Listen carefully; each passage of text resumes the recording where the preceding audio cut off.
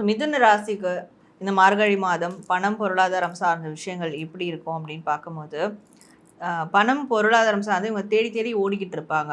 நிறைய ட்ராவல் பண்ணியிருப்பாங்க. நிறைய வந்து அயராது உழைப்பவர்கள் அப்படின்னு சொல்லலாம். எப்பவுமே வந்து ஒரு ஓட்டத்திலே இருந்துக்கிட்டே இருப்பாங்க.